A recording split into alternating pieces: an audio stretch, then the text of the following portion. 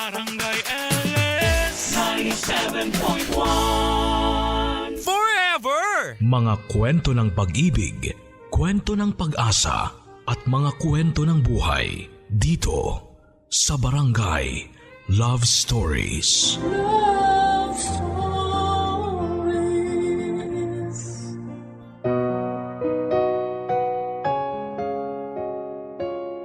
Sinasabing ang buhay ay mahiwaga at kung minsan ay matalinhaga. Gaya ng pag-ibig, madalas ay inaabot ng matagal bago makapagdesisyon ng paglagay sa tahimik. Pero minsan naman ay panandalian lamang ay dumarating kaagad ang pangakuan sa harap ng altar. Pero bago ang pag-iisang dibdib, mahaba o may klima ng proseso nito ay masasabi pa ding malaking pagpaplano ang nakapagitna bago mangyari ito.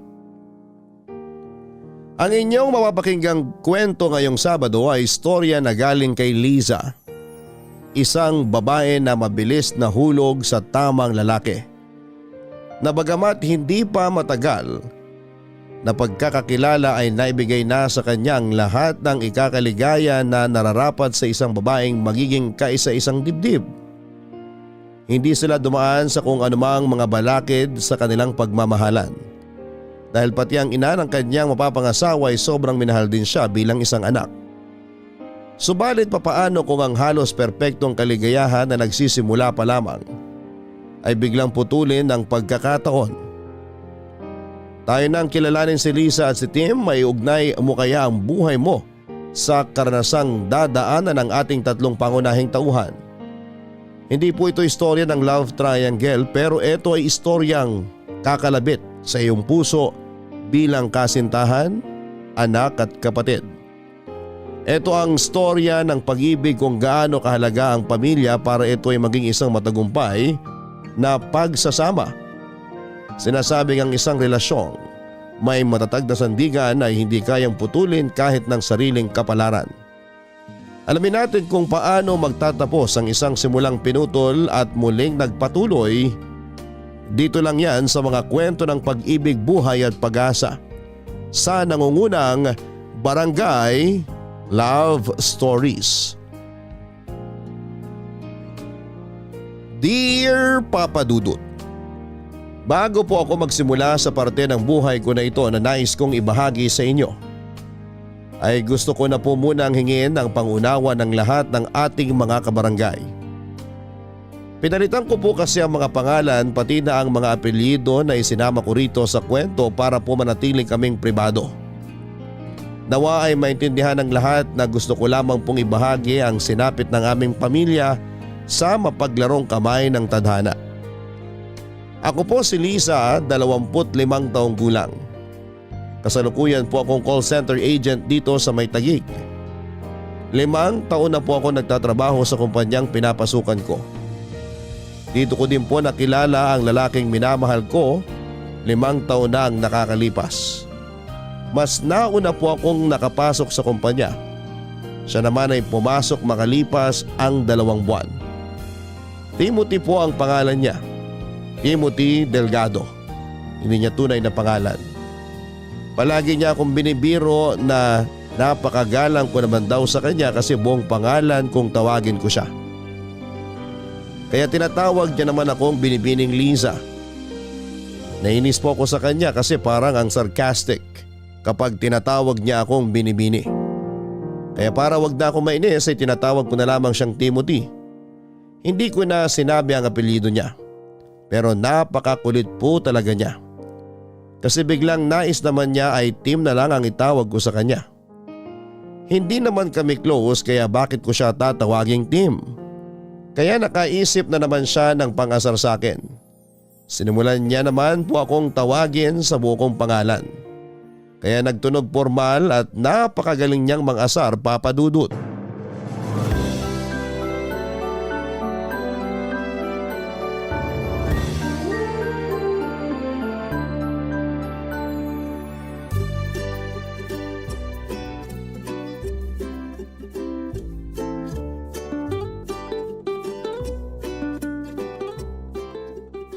sinabing hindi mo na ako kailangan tawaging Binibini at hindi mo ako kailangang tawagin sa buo kong pangalan. Kulang na lang ipagkalat mo sa mga tao dito ang buong impormasyon tungkol sa akin eh. Hindi totoo yan. Hindi ko naman sinasabi ang birthday mo ah. Pilosopo ka talaga. Bakit? Kailan ba ang birthday mo? Sa January Lakas mo talagang mga asar no? Tsaka na nga, umanap ka na ng kausap mo. Sandali lang. Ito naman hindi na mabiro. Sinabing hindi tayo magkabiruan. Close ba tayo? Tawagin mo na lang akong Tim. Hindi na kita kukulitin. Sige na. Please. Oo na, ang kulit mo. Anong oo na? Anong oo na ano? Uy, inaasar ako. Ang kulit mo. Oo na, Tim. O ayan, masaya ka na? Teka, anong nangyayari? Aray, yung dibdib ko. Ano ba nangyayari sa'yo? Bakit ka nakangiti?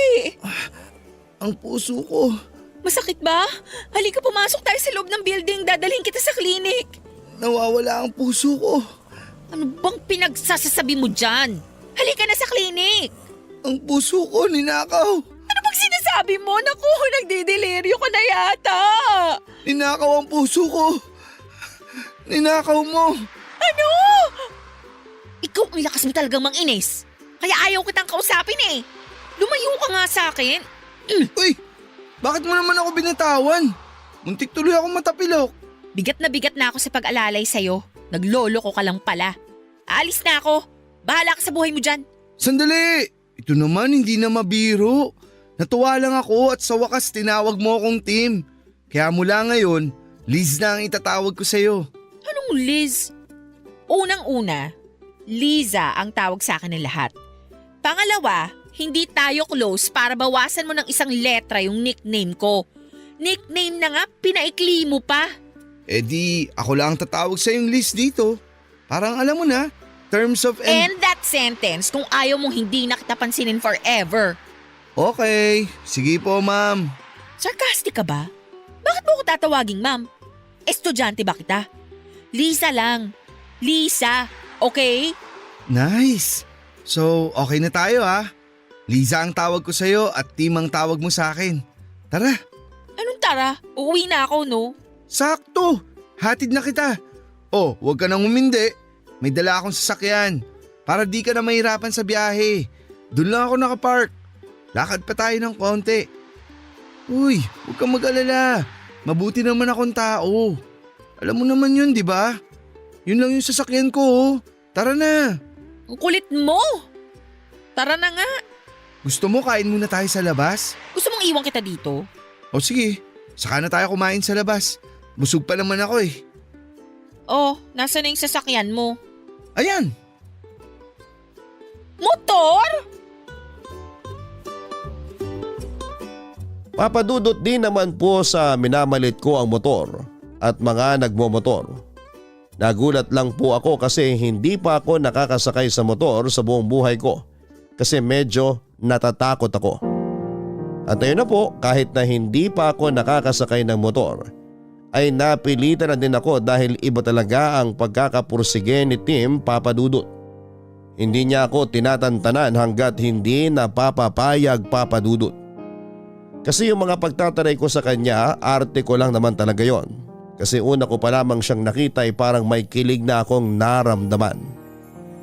Feeling high school ako noon na crush yung kaklase pero kunwari ay nagtataray. Yun na yun, ang mismong pakiramdam ko.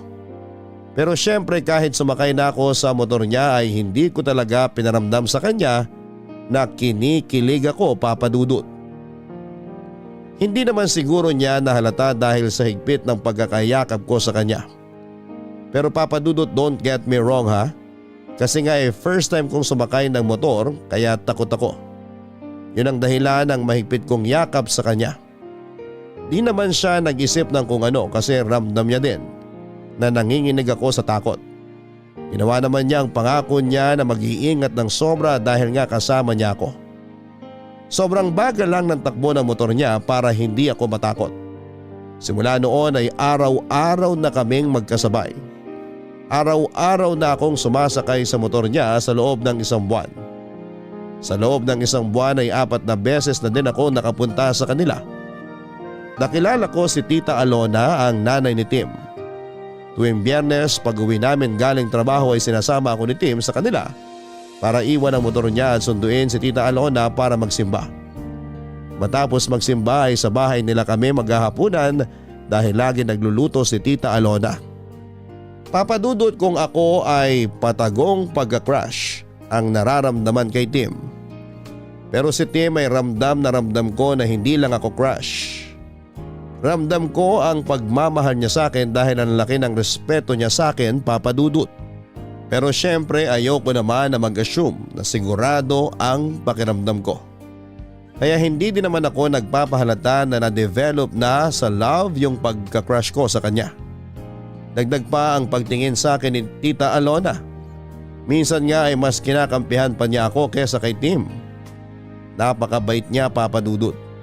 Sobra ang pagmamahal niya kay Tim. Kaya lahat ng ginagawa ni Tim ay lagi nakasuporta siya. Kasama na ako doon, papadudot, dahil nga sa pagmamahal ni Tim sa akin ay mahal na din ako ni Tita Alona at hindi itinuring na iba. Isang beses nga, papadudot, holiday noon ay wala namang kaming usapan ni Tim pero nagpunta ako sa bahay nila para dalawin si Tita Alona.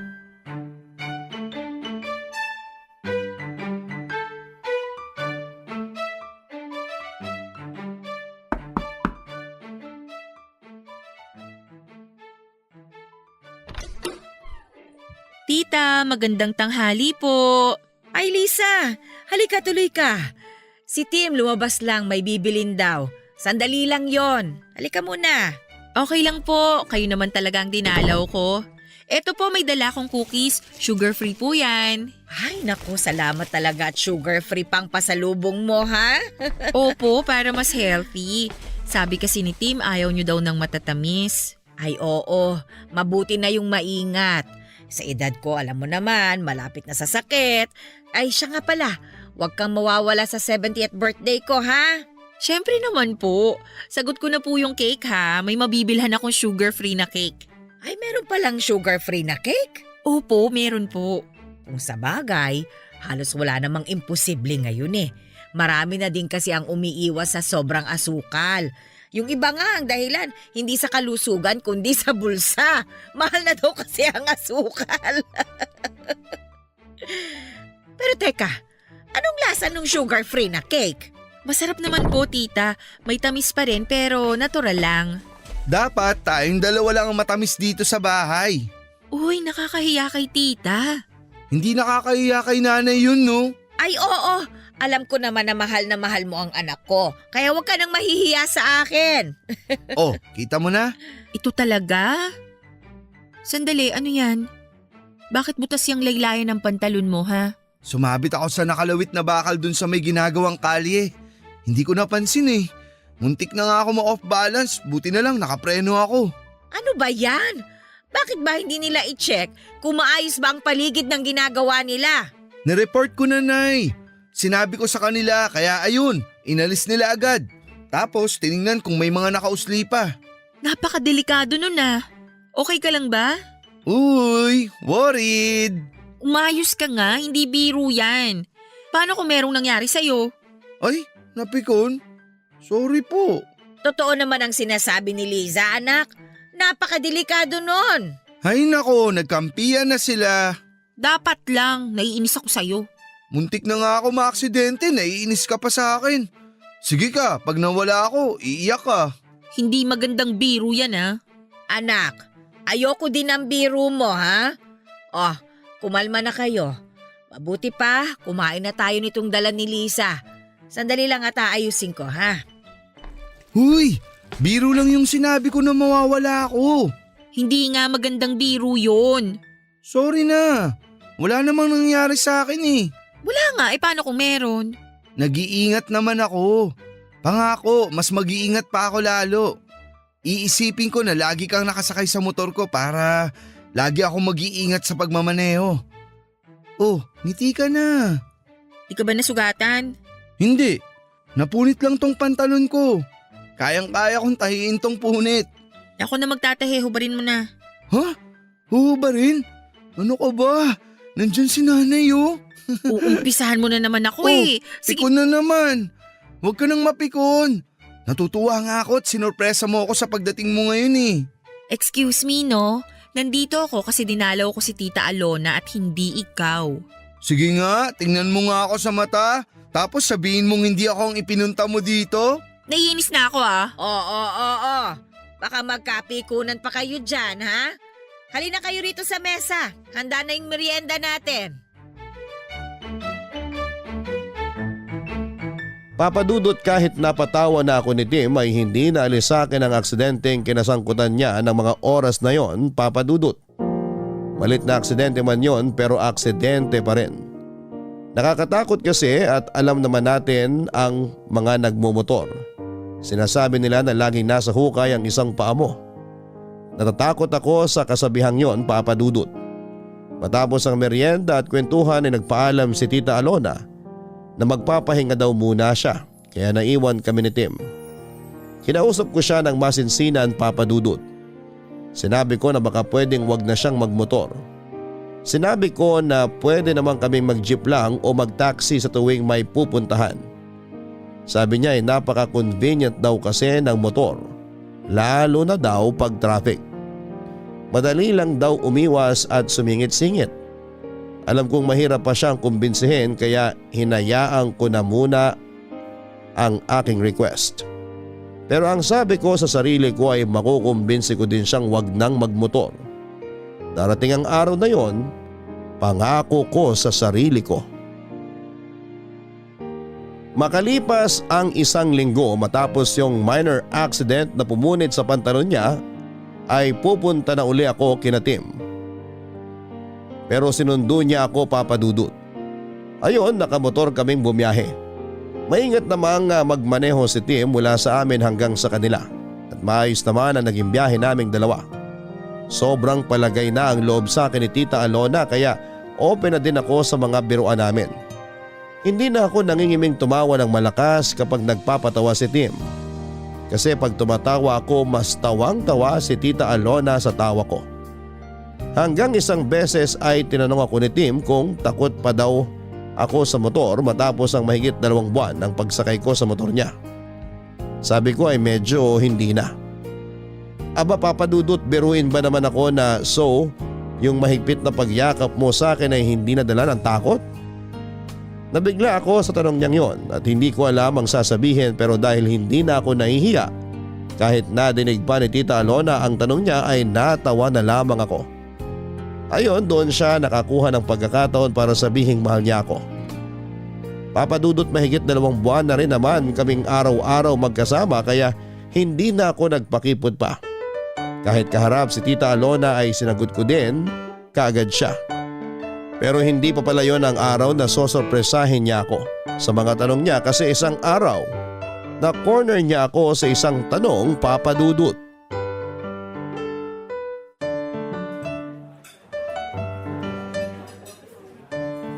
Ano to? Papatikin mo sa akin lahat yung nasa menu nila? Pero masarap naman ang pagkain nila dito, di ba? Masarap nga pero bakit ang dami mong in-order? Ang hirap tuloy magpigil ng kain. Teka nga, ano bang okasyon? Mamaya ako na sasabihin. Hintayin muna natin si nanay. Ano? Dadating si tita tapos pinakain mo na ako? Ano ka ba, nakakahiya? Dapat hinintay muna natin siya. Sabi niya kasi mauna na tayong kumain. Kasi baka medyo matagalan siya ng dating. May naasikaso pa raw siya eh. Pero parating na yun.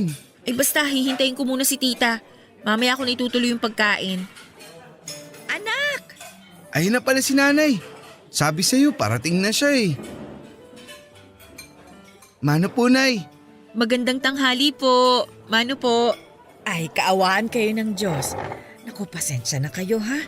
Kanina pa talaga ako tapos doon sa inasikaso ko. Yung traffic ang nagpatagal sa akin eh. Ay, napagod ako. Sabi sa inyo eh. Bibilang ko na kayo ng sarili niyong motor para kahit traffic, pwede kayong dumaan sa mga masisikip na daan. Tigilan mo nga ako. Unang-una, sa edad kong ito, pagmumotorin mo ako? Oh, ayaw niyo nun, Nay. Ang angas ng dating niyo pag nakamotor. Ito talaga, tigilan mo na nga si tita. Ay naku, laging ganyan yan, iha. Dati nga sabi ba naman, bibilihan niya raw ako ng leather jacket para daw magmukha akong action star, para daw walang mambasto sa akin. Sabihin na natin na mukha akong nakakatakot.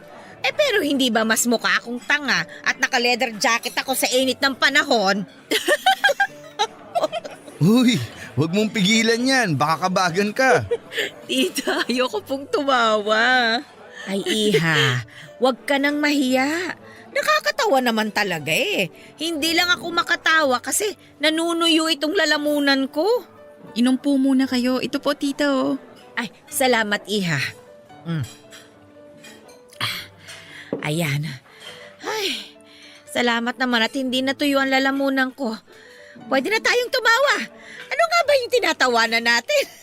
Yung tungkol po sa mukha kayong action star na naka-leather jacket sa ilalim ng mainit na araw. Sorry po. Itong anak ko na ito talaga, hindi na makabiro.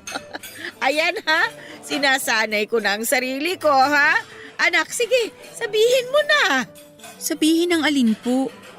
Liza, matagal na din naman tayong magkarelasyon. Siguro naman, pwede na tayong magpakasal. Okay ka lang? Tinatanggap mo ba ang proposal ko? Ha? Nabigla naman ako sa sinabi mo. Kung hindi ka pa handa, maiintindihan ko. Maghihintay ako. Ay, wala akong sinasabing ganyan. Siyempre, payag na payag ako. Ay nako, salamat naman sa Diyos. Pero Iha, syempre kailangan pa din namin na hingin ang kamay mo sa iyong mga magulang. Kailan ba pwede? Kung kailan po kayo pwede, tita? Ano bang tita? Nanay na ang itatawag mo sa akin. Opo. Nanay? Yun! Ang sarap pakinggan! Huwag kang ngang maingay, nakakahiya sa ibang mga tao. Bakit ba? Masaya ako eh. Mga kaibigan, ito po si Liza, girlfriend ko. Pumayag na po siya na magpakasal kami.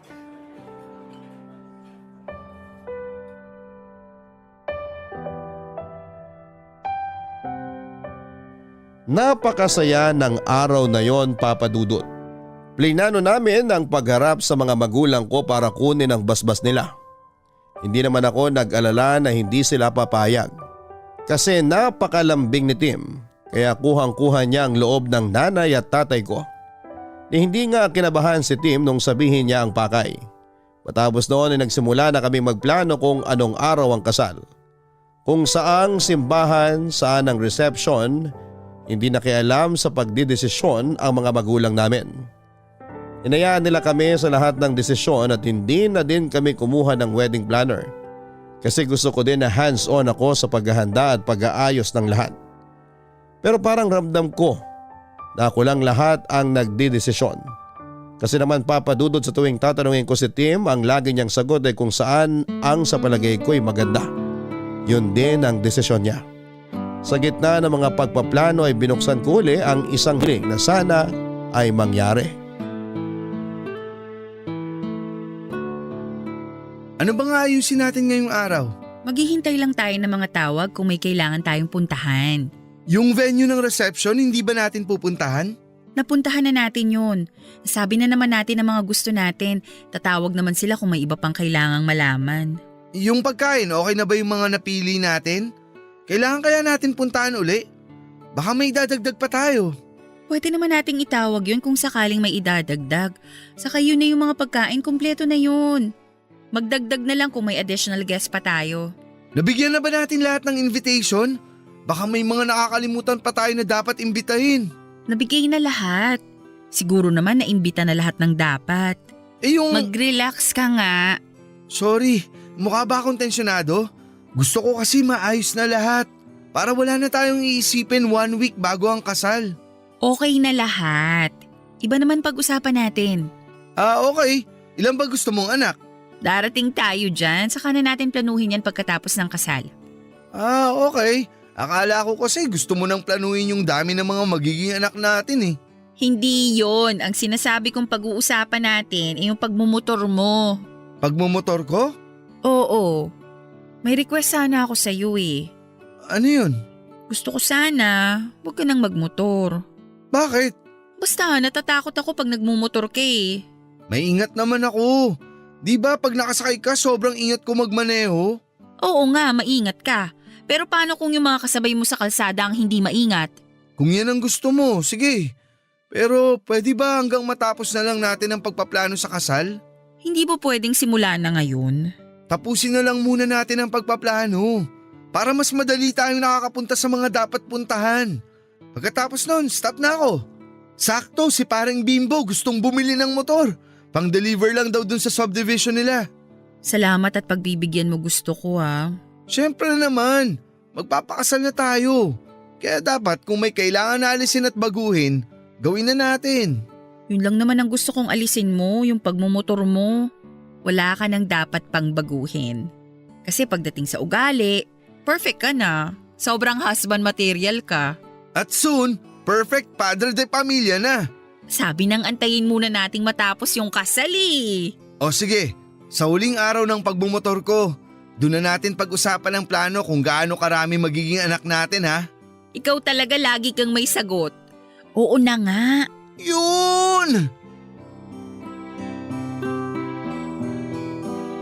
Magandang usapang yon, Papa Dudut. Kahit mahal niya ang motor niya ay madali din naman siyang nakapagdesisyon na hindi na siya magmumotor. Pero kailangan muna naming tapusin ang lahat ng kailangan tapusin para sa kasal bago mangyari yon. Kasama ko siya sa lahat ng lugar, sa simbahan, sa lugar ng reception, sa pagbili ng mga souvenir, pagpili ng mga kakainin at lahat ng lugar ay magkasama kami. Maliban sa isang lugar, yung paggawaan ng mga isusuot namin. Ang sabi ko kasi gusto ko isorpresa sa kanya ang itsura ng wedding gown ko. At gusto ko din na sorpresa sa akin kung gaano siya kagwapo sa isusuot niyang damit. Pinilit nga niya ako na samahan siya kasi okay lang naman daw na makita ko ang isusuot niya. Pero hindi ako pumayag kasi gusto ko nga ay sorpresa. Pero noong araw na tinawagan siya ng sastre para daw maisukat ang damit bago tuluyang tapusin ang tahi ay bigla ko na lang naisipan na sumama sa kanya. Pero nabaliktad. Siya naman ang nagsabi sa akin na huwag na daw akong sumama para sorpresa. Alam ko na lang iinis lamang siya kaya kinulit ko na sasama ako. Pero hindi talaga siya pumayag. Umalis na siya ng araw na yon gamit ang motor niya at ang sabi niya ay may maganda daw siyang balita sa akin. Nagtaka ako kung ano yon. Ang sabi niya ay dahil huling lakad na daw ng pagpaplano yung sukat ng damit niya. Yun na raw ang huling araw na magmomotor siya. Natuwa ako sa mga sinabi niya, Papa Dudut, dahil sa wakas ay matutupad na ang gusto ko na huwag siyang magmotor. Nakita niya ang tuwa ko kaya niyakap niya ako at saka siya humalik sa akin at saka tuluyan ng umalis. Pumasok ako ng bahay na ini-imagine ang magiging itsura niya sa Amerikanang pinatahi niya. Pero sandali akong natigilan dahil naisip ko ang sinabi niya. Na yun ang huling araw na magmomotor siya. Ilang sandali lang ay may sumigaw sa labas. Tinawag ako dahil na-aksidente raw sa kanto si Tim. Na-aksidente si Tim, isang kanto lang ang layo sa amin. Patawid na daw si Tim nang biglang may kotseng nawala ng preno ang sumalpok sa kanya. Naitakbo sa ospital si Tim pero hindi na siya naisalba ng mga doktor. Wala na ang pinakamamahal ko, Papa Dudut. Lahat ng plano namin ay wala na. Dahil ang taong kasama ko para buuin ang mga pangarap ko ay hindi ko na makakausap. Siguro ay iniligtas ako ng pinakamamahal ko kaya hindi ako nakasamang maaksidente. Dahil noon naman sa tuwing magsasabi akong sasama ako sa kanya ay hindi siya nagdadalawang isip at agad-agad ay isinasama niya ako. Pero ng araw na yon ay talagang pinilit niya na huwag akong sumama. Kahit na wala naman sa kanya kung makita ko ang damit niya o hindi. Ginawa niya lang dahilan ang huwag kong makita ang damit para hindi ako magpilit na sumama. Nagsisisi din ako dahil nawala sa isip ko na sabihan siya na mag-ingat ka. Ang damit pala na susukatin niya ay ang damit na susuotin niya sa kanyang paglisan. Masakit sa akin ang nangyari, Papa Dudut, pero nilakasan ko ang loob ko at tinapangan ang sarili ko dahil ako ang umalalay sa nanay ni Tim. Matanda na rin si Nanay Alona. Napakasakit sa kanya ang nangyari dahil si Tim ay ang kaisa-isa niyang anak. Kung maaari lang na gumawa pa ng isang Tim para hindi na mangulila si Nanay Alona ay gagawin ko. Pero hindi pwede. Ipinangako ko na lamang kay Tim na hindi ko iiwan si Nanay Alona. Lagi ko siyang dadalawin at kukumustahin. Makalipas ang 1 taon ay sabay naming dinalaw ang libingan ni Tim, Papa Dudut. Pagkagaling sa sementeryo ay hinatid ko siya sa bahay. Pauwi na ako nang makakita ako ng magkasamang nakasakay sa motor. Biglang bumalik sa akin ang lahat ng alaala namin ni Tim kapag sakay niya ako sa motor niya.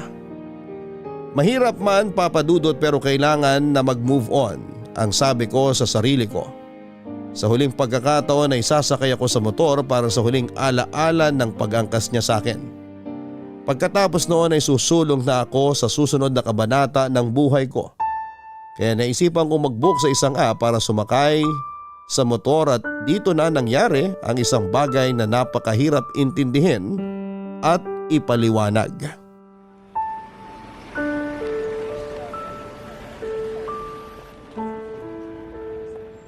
Anak, hindi mo naman ako kailangang ihatid pa. Baka may gagawin ka pa at naistorbo kita. Nay naman, ano po bang storbong sinasabi ninyo? Gusto ko po itong ginagawa ko. Alam nyo naman kung gaano kayo kaimportante sa akin eh. Maraming salamat anak ha. Napakabuti mo. Kahit wala na si Tim, nandiyan ka pa din at hindi mo ako iniwan. Salamat anak. Salamat. O ano po yan? Umiiyak kayo. Ayaw ni Tim ng ganyan. Malulungkot yun pag nakita niyang umiiyak kayo.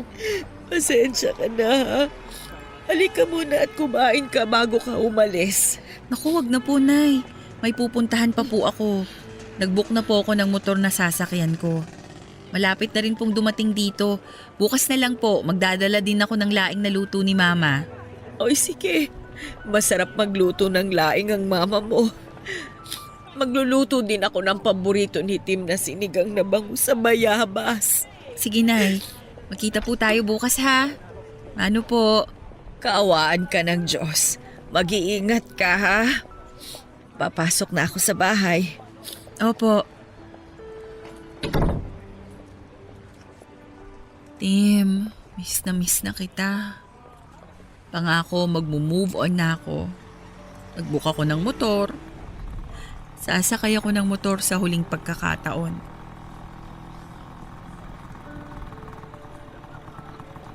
Ma'am Liza? Kayo po ba si Ma'am Liza? Ma'am, okay lang po ba kayo? Ha? Oo. Pasensya na. Nagulat lang ako sa boses mo. May kaboses ka kasi eh. Talaga po ba? Singer po ba yan? Kasi marami pong nagsasabi maganda raw ang boses ko pag kumakanta eh. Palabiro ka pala. Hindi singer ang kaboses mo. Kaboses mo yung... Hayaan mo na nga. Tara na. Ay sandali, wala po pala kayong sariling helmet. Pasensya na, di ko agad nailabas yung helmet na para sa pasahero. May iba po kasing pasahero may dalang helmet. Eto po ma'am. Malinis na po yan. Lagi ko pong ini-spray ng alcohol. Pero isprayan ko po ulit sandali ng alcohol bago niyo isuot. Ayan. Ma'am, pwede niyo na pong isuot. Salamat.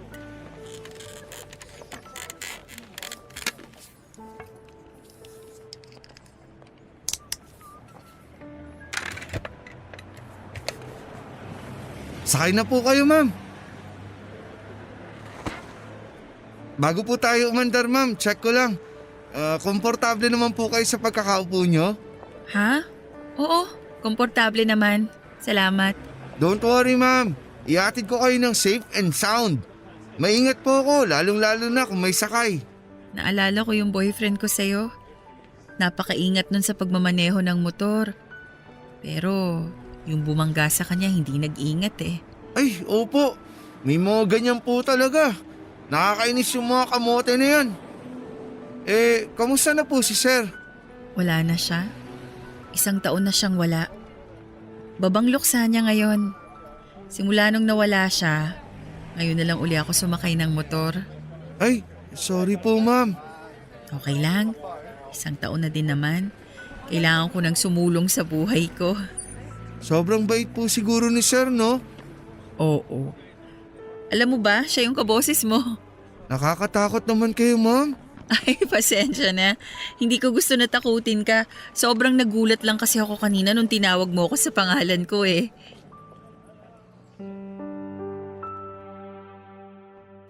Noong pagkatawag pa lang niya sa akin ng Ma'am Liza at kaboses niya si Tim ay parang nag-flashback sa akin noong una kong kinukulit noon si Tim sa hallway ng opisina namin. Buong biyahe kaming nagkwentuhan, Papa Dudut, at para akong reporter na nag-i-interview sa dami ng tanong ko. Gusto ko kasing madinig ang boses niya habang kausap ko siya. Nakapikit ako at iniisip ang mukha ni Tim na parang siya ang nagmamaneho habang nakasakay ako sa motor. Nalaman ko na graduate siya ng Bachelor of Science in Computer Science. Pero nagmamaneho muna ng motor para makaipon dahil may gusto siyang itayong negosyo na konektado sa kurso niya. Nagpa-cute pa nga siya, Papa Dudut, kasi nung tinanong ko, ayaw niyang sabihin kung anong negosyo ang itatayo niya. Huwag na daw muna kasi baka maudlot. Ewan lang kung bakit ba naitanong ko sa kanya kung may asawa na siya. Sinagot niya naman na wala. May kasintahan daw siya dati kaso ay hindi rin sila nagtagal. Ayon sa kanya ay hiniwalayan siya dahil wala daw siyang oras para sa relasyon nila. Ayun nga, tuloy-tuloy ang kwentuhan namin sa buong biyahe. May mga tanong ako at sagot siya na nagkakatawanan pa kami na parang ang tagal na naming magkakilala. Papa Dudut, hindi naman sa defensive ako pero gusto ko lang talagang madinig ang boses niya. Kaya nakipagkwentuhan ako sa kanya kasi hindi ko naman masasabi kung makakausap ko pa ulit siya o kung may makakausap pa ako na kaboses ng boyfriend kong si Tim. Siguro pagkakataon na ng uli ang gagawa ng paraan kung magkikita at magkakausap pa uli kami. Malapit na akong buwaba at halos lahat na itanong ko na sa kanya maliban sa pinakaimportante, ang kanyang pangalan. Hindi ko kasi nabasa yung pangalan niya sa app kasi wala ako sa wisyo noong nagbook ako. Noong matanggap niya yung booking ay itinago ko na kaagad ang phone ko. At habang nasa biyahe ay hindi ko naman makuha ang phone ko sa bag ko kasi kinakabahan ako, Papa Dudut. Pagbaba ko ng motor at bago ko pa man maitanong ang kanyang pangalan ay nakiusap na siya na kung pwede raw ay makiinom para daw hindi na siya bibili ng tubig at matipid niya ang budget niya sa araw na yon. Niyaya ko siyang pumasok sa bahay pero nahiya siya at doon na lang daw siya maghihintay sa labas. Siyempre hindi ko na siya pinilit pa. Agad akong pumasok sa bahay para kumuha ng tubig. Sakto may bottled water pa ako na hindi nabubuksan sa ref. Paglabas ko ay saktong tinanggal niya ang helmet niya. Nang iabot ko na ang tubig ay tinanggal niya naman ang suot niyang mask. Doon ko unang naramdaman ang halo-halong emosyon at hindi ko alam kung papaano ipapaliwanag yon.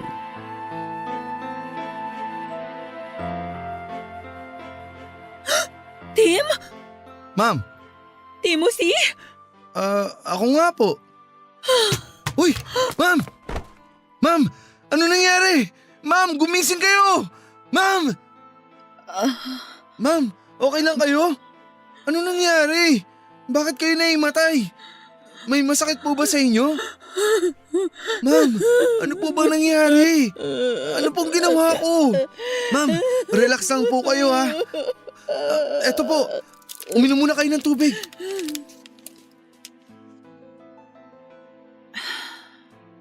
Okay na kayo, ma'am? Kalmado na po ba kayo? Oo. Okay po. Bakit po kayo naimatay? Ano po bang nangyari? Para kayong nakakita ng multo eh. Yung binigay niyo pong tubig, napainom ko din tuloy sa inyo. Joke lang po. Pinapatawa ko lang kayo. Tim? Ikaw ba talaga yan? Opo. Ako nga po. Yun din po yung pangalan na nakalagay sa app. Bakit po parang ngayon nyo lang na-realize yung pangalan ko? Hindi ko tinignan ang pangalan mo sa app kanina. Sobrang lalim ng iniisip ko eh. Ang nakita ko lang yung numero ng plaka ng motor mo. Bakit po gulat na gulat kayo na Timothy ang pangalan ko? Paano nyo rin po nalaman na Tim ang nickname ko? Ay, wag nyo na pong sagutin yung huling tanong. Obvious naman po kasi na kaya Tim dahil Timothy ako. Pasensya na po kayo ha. Pinapatawa ko lang kayo para ma-relax kayo. Tim, naguguluhan na ako. Mas naguguluhan ako, ma'am. Ano po bang nangyayari? Hindi mo ba talaga ako kilala? Hindi po. Ngayon ko lang po kayo naisakay. Timothy Delgado? Ano po? Ikaw si Timothy Delgado. Hindi po. Timothy Garcia po ako. Nakakatakot naman kayo, ma'am.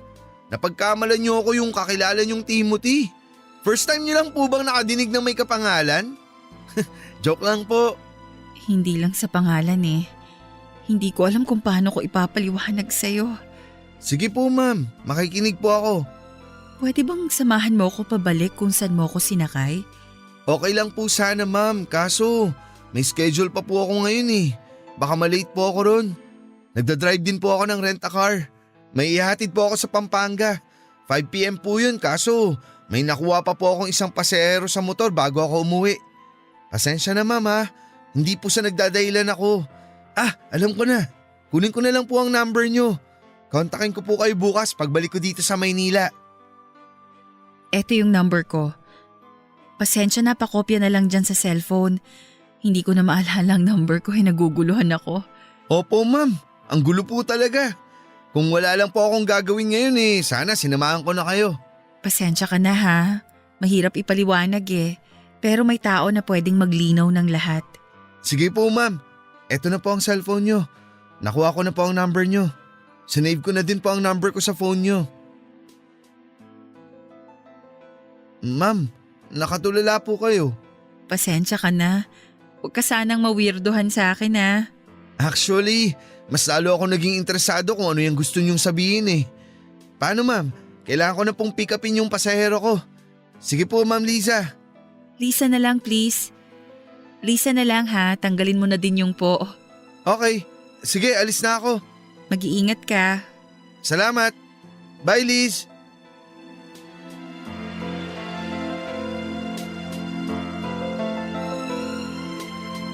Para akong binuhusan ng malamig na tubig nang tawagin niya akong Liz dahil yon ang gustong itawag sa akin noon ni Tim. Pero hindi ko siya pinayagan.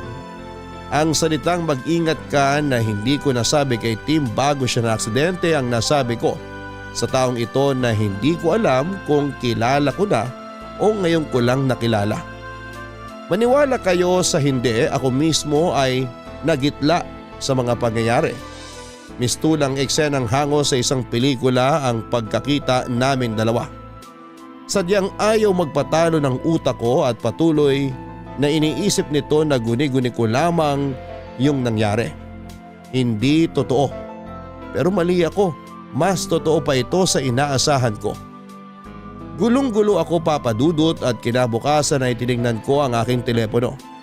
Tinignan ko kung nandun ang numerong nilagay ng mahiwagang lalaking yon. Nandun nga papadudot. Ibig sabihin ay hindi pa naginip ang nangyari. Nahihiya akong tumawag kaya nag-text na lamang ako. Kinumusta ko siya at hinintay ko ang sagot niya. Pero hindi ito sumagot kaagad at ilang sandali ay biglang tumunog ang cellphone ko. Nag-reply na pala siya sa text. Humingi siya ng pasensya na natagalan siyang sumagot kasi kauuwi niya lang. Willing daw ito na pumunta kung papupuntahin ko. Kaya binigay ko ang address ni Nanay Alona at sinabing magkita kami doon ng tanghali. Matapos kong mag-ayos ay pinuntahan ko na si Nanay Alona. Nung una ay inalo ko muna siya at kinumusta saka ko tinanong kung may kapatid nga ba si Tim. Ganoon na lamang ang pagkabigla ni Nanay Alona sa tanong ko.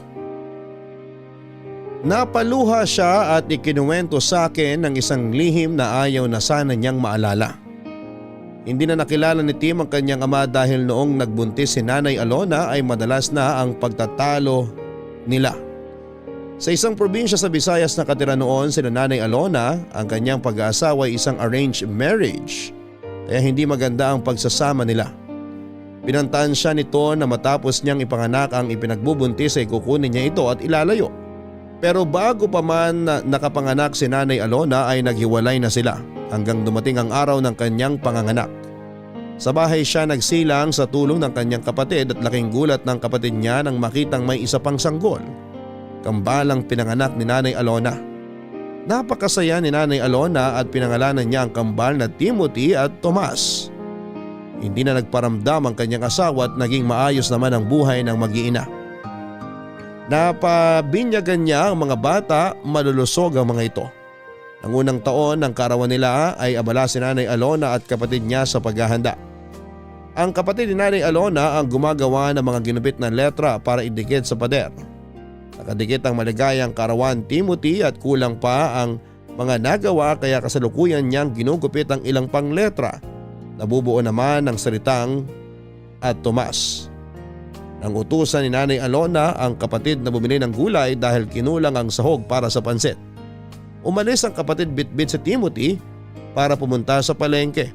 Naiwan sa bahay sina Nanay Alona at Tomas. Nasa kuna si Tomas sa may sala ng balikan ni Nanay Alona ang niluluto. Nang biglang dumating ang asawa niya. Kinuha nito ang bata at itinakas. Sa bilis ng mga pangyayari ay hindi na malaya ni Nanay Alona na nakuha na pala si Tomas sa kuna. Wala na nang naabutan si Nanay Alona. Naguluhan siya at pilit na inintindihan nangyari kung paanong biglang nawala si Tomas sa kuna. Hinanap ni Nanay Alona si Tomas at sinubukan niyang lumabas ng bahay nang dumating ang isang nagmamadaling kapitbahay upang sabihin na kinuha ng dating asawa ang anak niya. Nadurog ang puso ni Nanay Alona ng panahon na yon. Palibhas ay hindi alam ang gagawin kaya hindi niya alam kung paano mababawi ang anak hanggang sa lumipas ang panahon.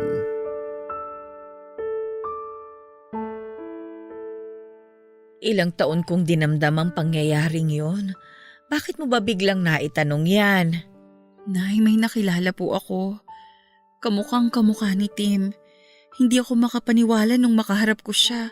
Akala ko nagmumulto si Tim pero kausap ko siya at nahawakan ko. Ha? Diyos ko! Nay, huminahon kayo. Anak ko yun! Sigurado si Thomas yun! Magkamukha sila ni Tim nung bata pa sila. Kaya hindi ako magkakamali. Siya yung nawawala kong anak! Nay, Tim din po ang pangalan niya. Pero iba po ang apelyido. Garcia po. Apelyido yun ang kanilang ama. Ang apelyido na ginagamit ni Tim ay apelyido ko. Siguro nung araw na kinuha si Thomas, pangalan pa lang ni Tim ang nakadikit sa pader noon. Marahil iniisip ng ama niya na ang nakuha niyang bata ay si Timothy. Hindi niya din alam na kambalang naging anak namin. Diyos ko! Sana siya si Thomas! Parang awa mo na, Diyos ko! Bago man lang po magpantay ang aking mga paa! Minahon kayo, Nay. Pinapunta ko siya dito kasi gusto ko din malaman kung ano bang nangyayari. Parating na po siya, nag-text na siya sa akin. Ibinigay ko yung address dito. Alam na niya ang lugar na to kasi dito niya ako sinundo ng motor kahapon. Tao po!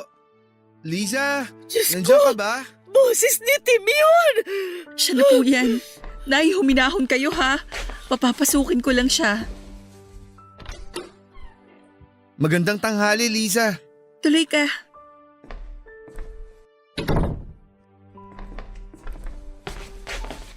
Ay, magandang tanghali po, Nay. Diyos ko!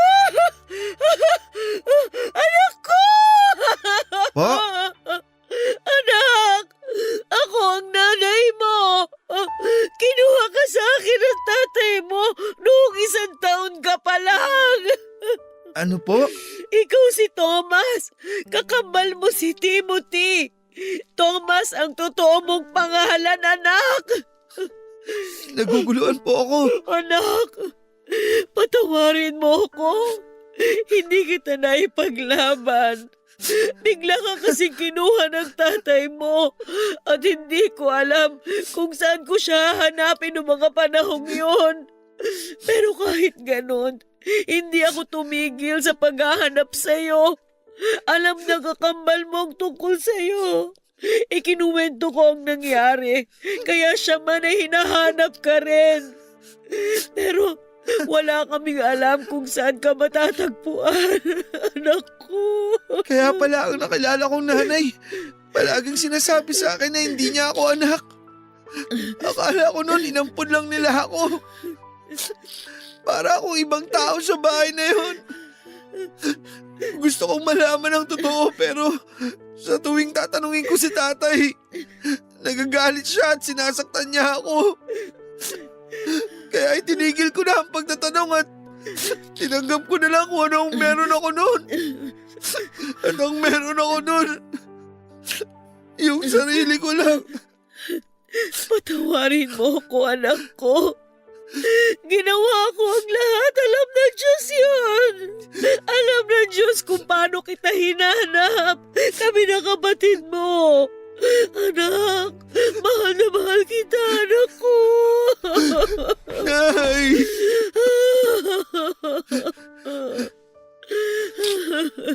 Salamat, Liza. Salamat din at pinigyan mo ako ng dahilan para makausad.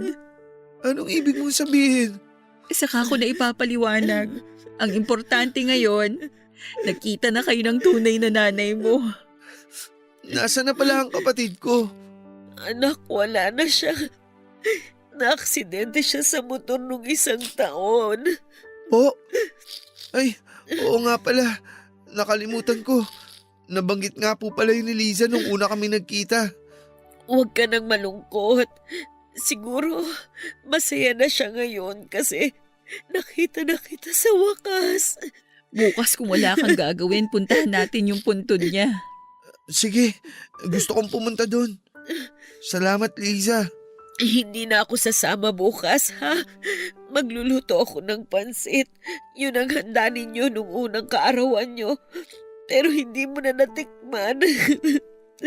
Gusto kong lutuin uli ang pansit na yun. Di lang muli natin pagsasama-sama. Dahil nabuhay muli ang kapatid mo dahil sa'yo. Hindi lang ikaw ang bumalik sa akin, anak. Pati si Timothy.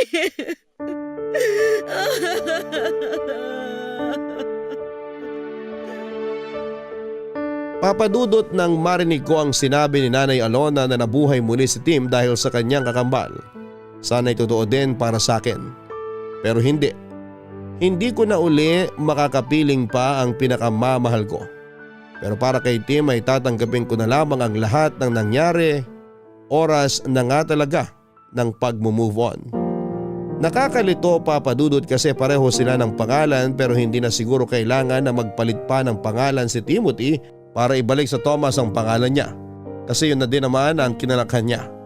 Sa mga papel na pinagawa ng tatay niya para sa kanya ay puro Timothy ang nakalagay na pangalan. Saka isa pa ay okay na din at Tim din ang pangalan niya. Parang nandyan pa din si Tim ko. Don't get me wrong, Papadudot, ha. Sabi ko nga ay naka-move on na ako. Pero ayaw ko namang totally kalimutan si Tim. Sa bahay na ni Nanay Alona nanirahan si Tim dahil napakahabang panahon ang nawala sa kanilang dalawaan na magkasama. Kaya kailangan nilang habulin ang mga panahon na nangulila sila sa isa't isa. Masayang masaya ako dahil bukod sa akin ay naka-move on na din si Nanay Alona. Oo, wala na nga ang boyfriend kong si Tim pero buhay na buhay siya sa lahat ng aspeto sa katauhan ng kapatid niyang si Thomas o Timothy. Dahil nga doon ay nakatira si Timothy kay Nanay Alona at dahil madalas ko ba din dinadalaw si Nanay Alona ay madalas din kaming magkasama at nagkwekwentuhan. Papadudot, para kaming soulmates dahil ang gaan ang loob namin sa isa't isa. Ayoko maging unfair, ayokong isipin na kaya ako close sa kanya dahil nga si Tim pa din ang nakikita ko.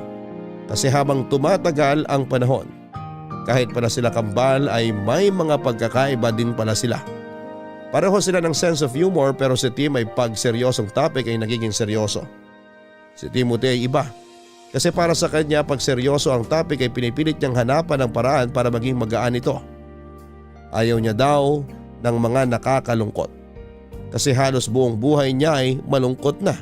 Kaya ayaw niyang nakakakita ng nalulungkot. Papadudot na kumbinsin na rin namin ni Nanay Alona si Timothy na huwag nang magmotor. Dahil nga hindi maganda ang nangyari kay Tim dahil sa motor. Sinuportahan din ni Nanay Alona ang negosyong pangarap ni Timothy. May computer shop na siya. All around ang shop mula repair hanggang sa pagpuprogram at kung ano-ano pang may kinalaman sa computer, kaya ni Timothy. Kampante kami sa mga ginagawa namin, Papa Dudut. May tinatawag kaming relax day, yun ang araw ng day off ko, na kung saan ay araw din na sarado ang shop ni Timothy. Okay naman ang mga paglabas-labas namin para kumain at mag-aliw hanggang isang araw.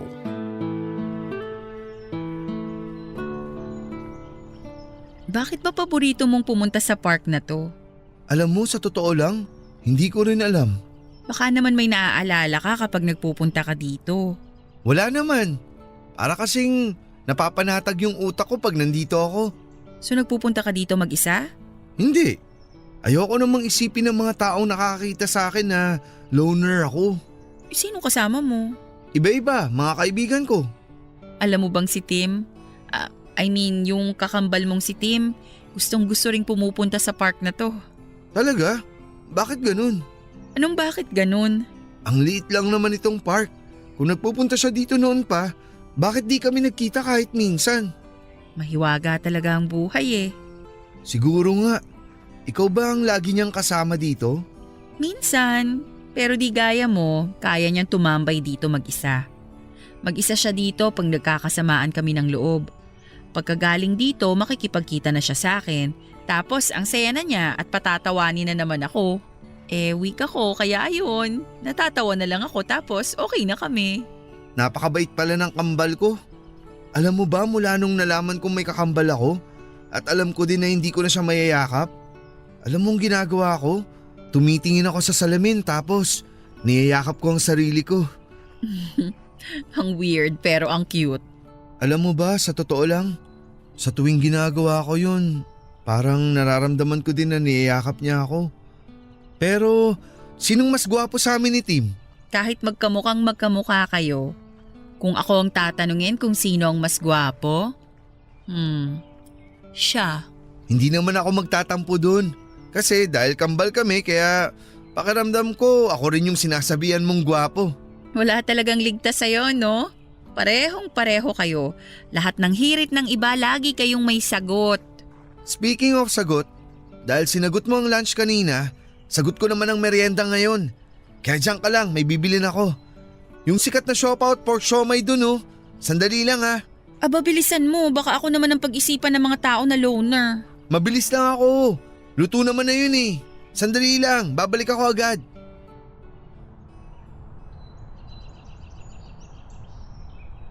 So, ikaw yung pinalit sa akin? Ha? Ako bang kausap mo, miss? Di pa ba obvious? Sa'yo ko nakatingin, diba? Natakot ako bigla eh. Baka kasi may nakikita ka na hindi ko nakikita. Pilosopo ka.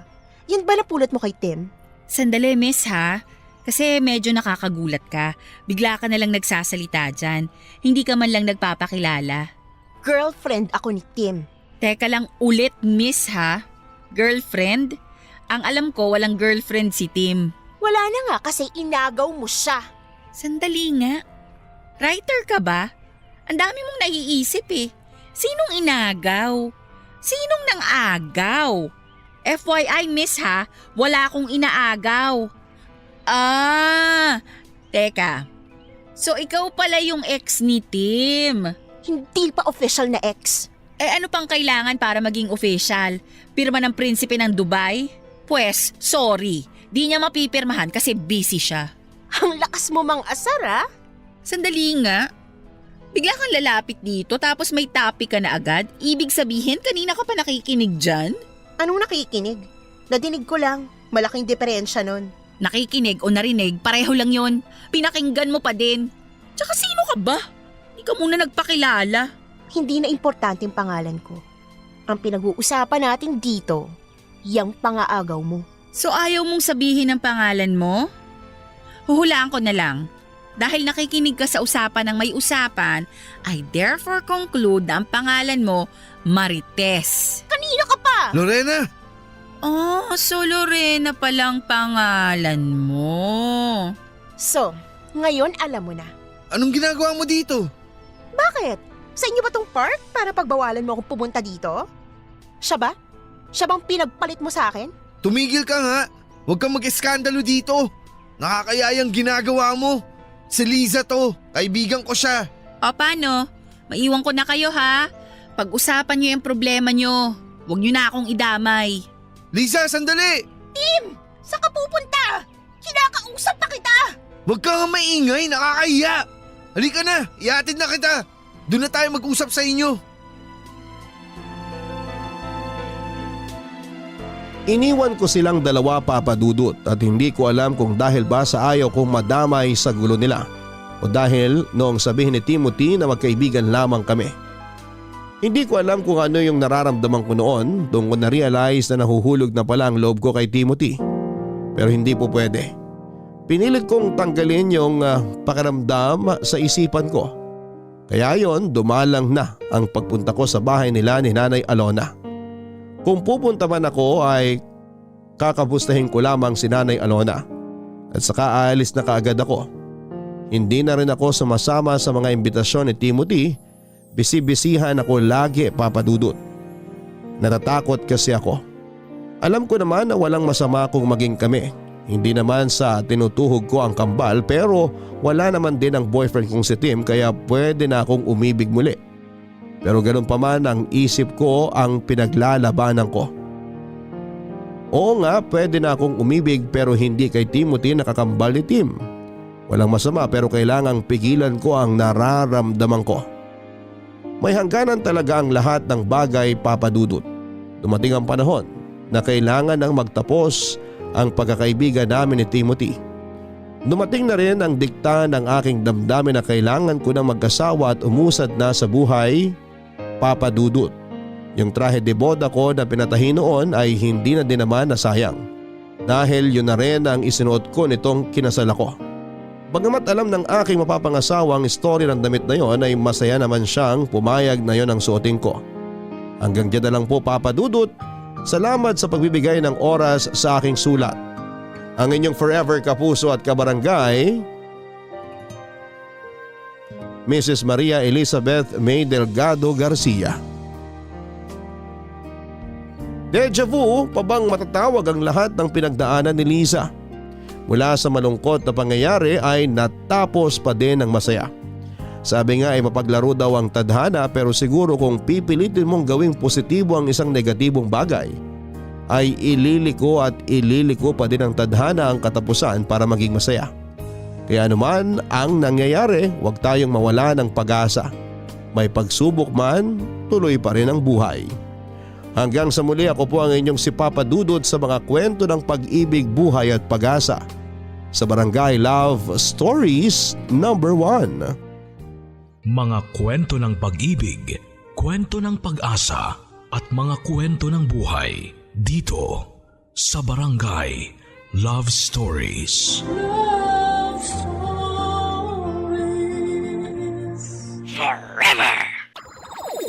Nagustuhan ng iyong napakinggan? Ituloy yan via live stream sa www.gmanetwork.com/radio. Kabarangay, i-share mo ang iyong barangay love stories. Sabay-sabay nating pakinggan ang iyong kwento ng pag-ibig, buhay at pag-asa. Ipadala lang sa barangaylovestories@yahoo.com.